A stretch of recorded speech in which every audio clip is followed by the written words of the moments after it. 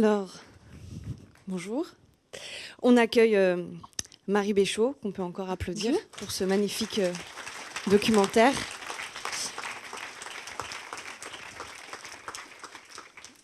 Alors, Marie Béchaud, moi j'ai quelques questions bien sûr à vous poser. Je vais essayer de ne pas toutes les poser pour laisser aussi au public le temps la possibilité de vous les poser aussi.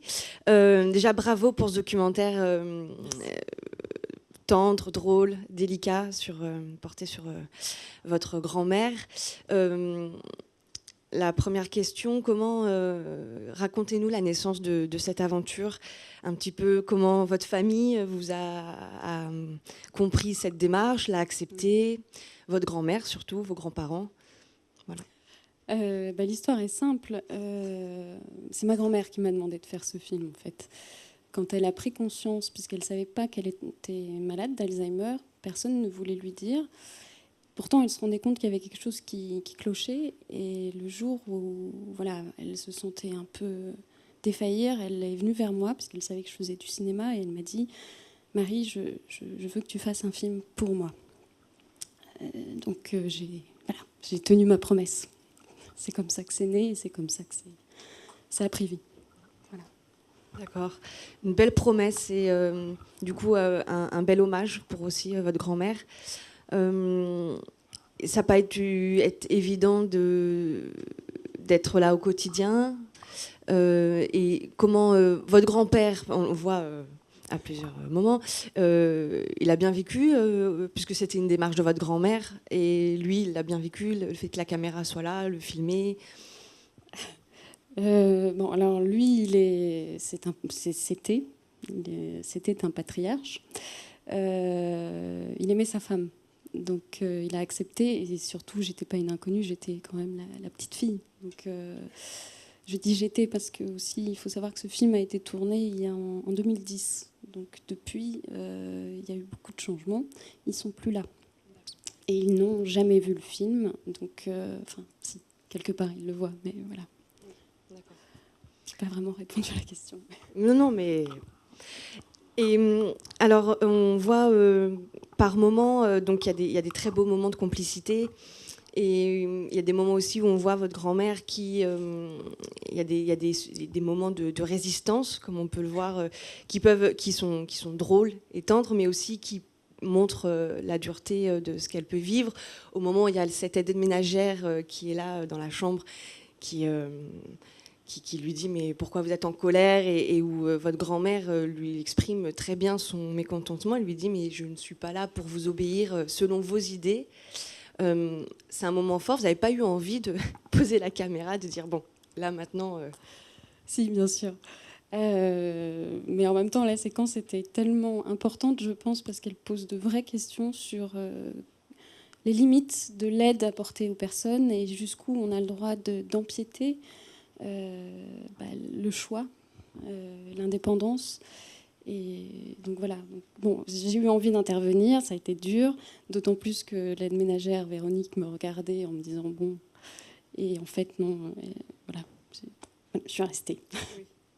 Mais on comprend pourquoi aussi, parce que c'était l'intérêt de montrer, comme vous dites, les limites. Et effectivement, ce documentaire qui est un devoir de mémoire, un hommage, devient un film engagé, enfin en tout cas à mon sens, sur effectivement les limites de l'accompagnement et la nécessité de prendre en compte et de respecter la personne dans ses capacités, ses limites, malgré la maladie et le poids de la maladie d'Alzheimer, qui est très difficile à vivre au quotidien.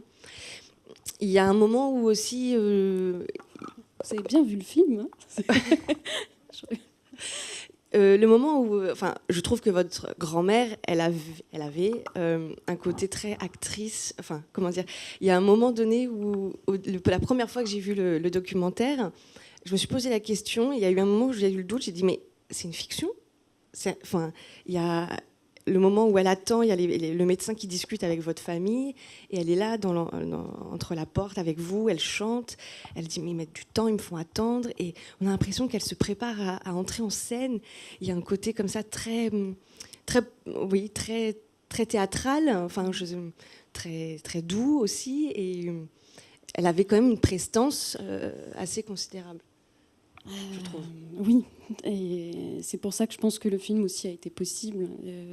Et enfin, grâce à ça, ça a permis de délimiter l'intime et le voyeurisme. Et donc, elle avait ce côté suffisamment... Je me mets en scène. D'ailleurs, c'était assez drôle parce que quand j'allumais la caméra, ça y est, elle était partie. Même si elle racontait n'importe quoi, même si c'était... Et j'éteignais la caméra et pouf, il n'y avait plus rien, en fait. C'était comme si ça allumait quelque chose. Ça animait quelque chose en elle. Et vraiment, on sentait... Alors, elle avait conscience et en même temps, elle n'avait pas conscience. Je ne sais pas si la caméra et moi, c'était pas la même chose. Et je ne sais pas non plus si elle avait conscience que je la filmais, que ça pouvait... Enfin, la conscience qu'on a en général quand on est filmé. Ça, je pense qu'elle ne l'avait pas, en fait. D'accord. Le tout, c'est que je la regarde moi, mais qu'elle soit vue.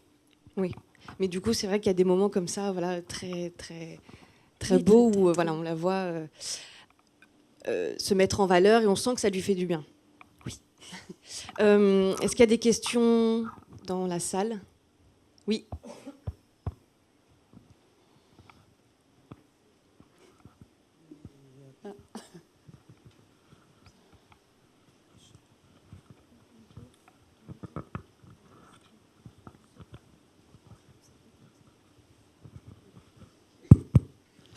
Ça marche. Voilà.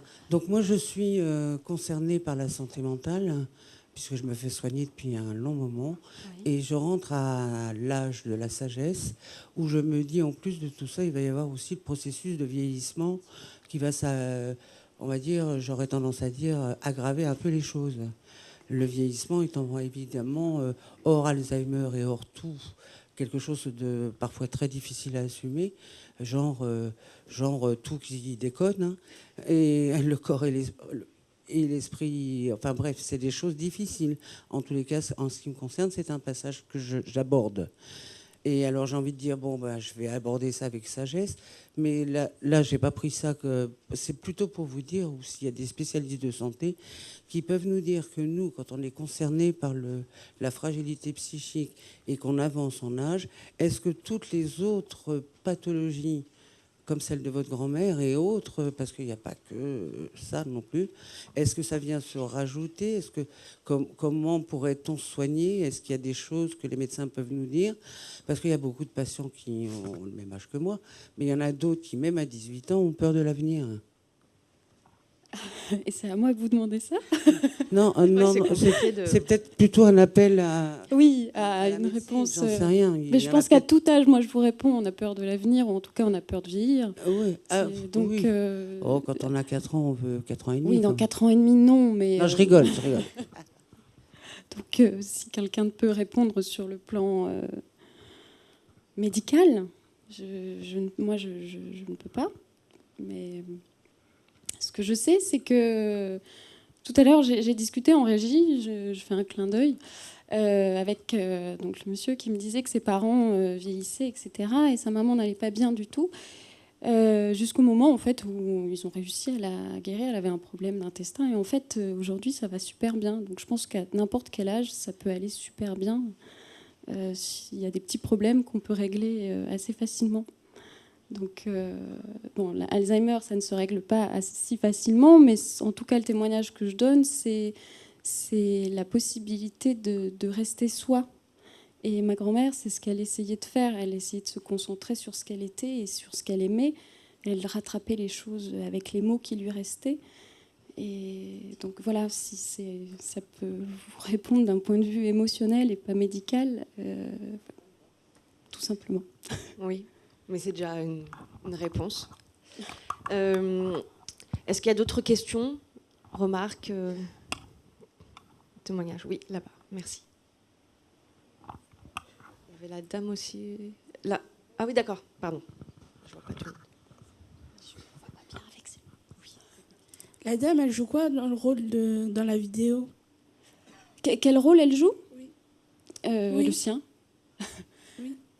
Quel rôle au sens elle joue quoi dans la vidéo, la dame ? C'est une dame qui est donc ma grand-mère et qui est atteinte de la maladie d'Alzheimer. Donc après, elle joue quoi ? Je crois qu'elle joue avec la vie. avec la vie au sens de l'humour D'accord. et des sentiments. Voilà. D'accord. Des mots aussi. Bonjour madame. Bonjour. La vidéo, ça fait penser à ma mère, 90 ans. Elle est vieille, elle est hospitalisée. Oui. Elle fait comme votre grand-mère, elle aime bien faire des choses, les choses, faire à manger, elle part comme un bébé. Elle est hospitalisée, elle me fait penser à ma grand-mère et ma mère. Elle peut plus porter, pardon? Par votre grand-mère, elle fait penser à ma mère, votre grand-mère. D'accord. Elle faisait pareil. Elle faisait pareil. Pareil, Donc vous l'avez oui. retrouvée un petit peu alors. Elle marche, à 90 ans, elle marche un petit peu à pied. Un petit peu, elle marche. Elle est hospitalisée, là. Pour Ouais. toujours. Et ça fait combien de temps elle Ça fait 2 mois qu'elle est hospitalisée. Ouais. Et mon père, il a 90 ans aussi. 90 ans. Il a 90 Tous les ans deux, aussi. tous les deux ont 90 ans. Et votre Mais il marche un peu. Hein. Il va faire marcher tout seul. Il fait manger tout seul à son âge. Il se débrouille. Hein. Bah, tant mieux. Ça fait penser à aux grands-mères, mes parents. Oui. C'est vrai que du coup. J'ai bien aimé le film. Merci. J'ai bien aimé. Ça me touche. Et Surtout enfin, si vous retrouvez votre maman, votre papa ou quelque chose, ça vous parle, c'est bien. je m'occupe de ma mère, je m'occupe de tout. Je vais la voir à l'hôpital. Du coup, Félicitations. oui. Merci pour votre témoignage. C'est vrai qu'on retrouve la force aussi de votre documentaire, c'est qu'on se trouve aussi, on peut se projeter chacun sur aussi nos liens avec nos grands-parents, notre famille. Et c'est important aussi de pouvoir se dire que Oui. et les gens sont... Peuvent se retrouver. Voilà. Sont liés. Est-ce qu'il y a une autre question? Oui, la dame. Oui, bonjour. Bonjour. C'était très intéressant votre film. Mais moi, j'ai été très surprise, c'est que votre grand-mère est très joyeuse. Or, est-ce que c'est pas toujours le cas avec les patients atteints d'Alzheimer? Quelquefois, il y a une agressivité, une angoisse, des choses comme ça. Donc, est-ce qu'elle l'était comme ça réellement dans la vie? Toujours très joyeuse et très optimiste et pleine d'humour. Oui, elle était comme ça. Et c'est même la maladie qui a renforcé ça, parce qu'au départ, c'était quelqu'un de plus discret.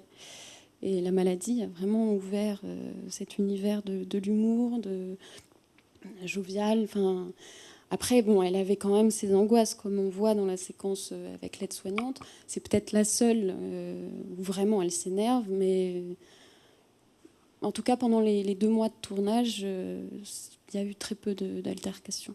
Donc oui, c'était d'une nature joyeuse et c'était notre chance. Parce que je sais que ça peut être dur. Voilà. Oui, je m'appelle André. Bonjour. Je voulais dire que ma maman a eu la maladie d'Alzheimer. Alors ça a été évolutif. Je veux dire, les premiers temps, elle nous reconnaissait. Oui. Et la dernière année, bon, elle était sur un fauteuil avec des escarres, etc. Et moi, je devais la porter avec l'aide d'une infirmière pour faire ses soins dans la baignoire, etc. Ça a été assez dur. Et petit à petit, donc, ça a été évolutif et elle s'est éteinte tout doucement. D'autre part, j'ai une amie dont le papa vient d'avoir la maladie d'Alzheimer. Là, c'est le tout début. Pour l'instant, ça va. Il comprend à peu près tout. Il est à la maison? Non. Il est déjà en institution? Il est déjà pris en charge. Hein. Alors, je ne sais pas s'il est chez sa fille ou s'il est resté dans la maison. Il faudra que je l'appelle parce que ça fait longtemps que je ne l'ai pas eu. Mais elle me disait qu'il reconnaissait sa fille, qu'il reconnaissait ses enfants.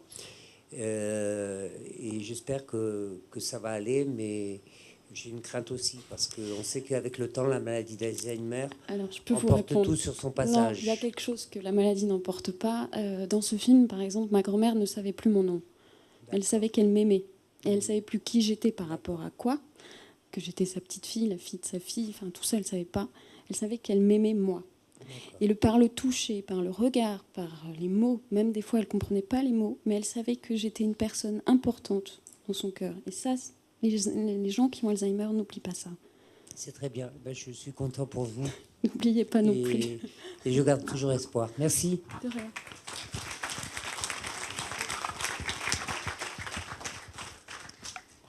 Est-ce qu'il y a encore d'autres réactions? Oui, Je crois que c'est- d'accord. Je crois que c'est- Bonjour. Bonjour. En fait, pendant votre film, je me suis posé la question, enfin si vous pouvez y répondre, de savoir comment ça se déclenche la maladie d'Alzheimer. Ça vient tout seul ou ou il y a un déclic ou... Il y a plusieurs raisons. Après, bon, il y a la première raison, donc c'est une dégénérescence due à la vieillesse, principalement. Ça peut aussi arriver plus tôt. Ça peut aussi arriver par un choc émotionnel. Ça peut arriver par l'alimentation. Enfin, il y a plein de causes, mais en général, voilà, c'est plutôt quand on est âgé. Et encore une fois, je ne suis pas médecin, mais voilà, je vous en dis ce que j'en sais. Et ma grand-mère, c'était le cas de la vieillesse. Elle a quand même 80%. Moi, je me souviens parce que moi, je viens de Bayonne. Et je viens de Mont-de-Marsan. Et donc, quand j'étais dans l'appartement, il y avait une mamie qui habitait au 3e étage, qui avait la maladie d'Alzheimer. Et un jour, on l'a retrouvée pieds nus sur la plage. Oui, il y a des risques de fugue, il y a des risques de fugue et justement de personnes qui se perdent, et qui s'en vont, qui ne savent pas où elles vont, mais elles ont envie d'y aller. Donc on était tous les soirs obligés de fermer à 3 tours la porte de son appart parce que sinon elle se barrait, quoi. Et elle ne savait pas rentrer chez elle. Non. Bon, du coup, c'est vrai que là, à travers votre documentaire, on sent quand même qu'il y a la famille qui est là, qui est présente. Et qui est très présente. Il y a vraiment une cohésion, une solidarité. Et du coup, après, c'est comment je l'ai perçu. Hein, c'est peut-être, mais en tout cas, voilà, elle vit avec encore son mari à 92 ans dans sa maison. On sent qu'elle est dans son environnement et c'est quand même positif parce que c'est pas le cas pour d'autres personnes qui vieillissent avec ce genre de pathologie. Mais en tout cas, voilà, on sent qu'elle était entourée. Voilà. C'est ça aussi. C'était ce témoignage-là qu'on pouvait aussi vivre à la maison, en famille, avec la maladie. Voilà. Encore une réaction? Oui. Et puis après, on passera à la séquence suivante, même si on a envie de continuer, hein, bien sûr, parce que c'était vraiment très fort en émotion. Excusez-moi, je voudrais savoir, comment vous avez pu concilier votre métier avec vos sentiments pour votre grand-mère? Très, très bonne question. Ça a été très dur. Je me suis longtemps posé la question si je devais filmer ma famille ou non. Et les limites, encore une fois, entre l'intime et qu'est-ce qu'on peut montrer, qu'est-ce qu'on a le droit de dire. Donc la question, elle a été simple. La réponse plutôt a été simple. Je me suis dit que je m'attachais uniquement au présent. D'abord parce que c'est ce qui compte pour elle. Le futur, le passé, elle s'en fiche. Elle ne sait pas tellement ce que c'est. Donc elle n'a pas de passé. Et l'avenir, on l'écrit ensemble, en tout cas, on l'écrit au présent. Donc, à partir du moment où je me suis limitée au présent, j'ai pu concilier mon métier avec ma famille. Merci. Voilà. Merci. C'est bon, je frustre personne si j'arrête là les réactions. Là. Voilà, écoutez, merci beaucoup Marie Béchaud. De rien, avec plaisir. Et puis, tout à l'heure, hein, vous restez avec nous de toute façon les 2 jours, c'est ça? Oui, je serai là, okay, aujourd'hui et demain.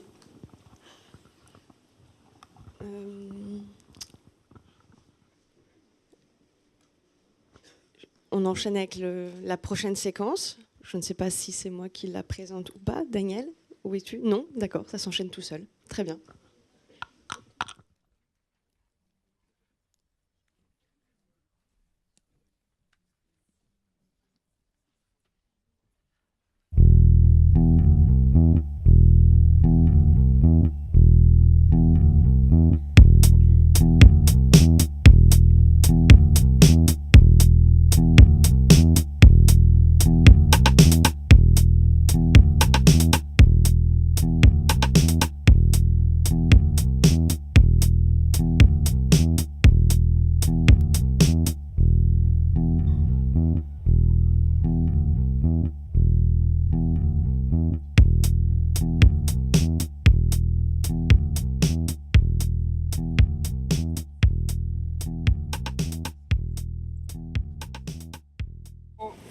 Salut. Salut.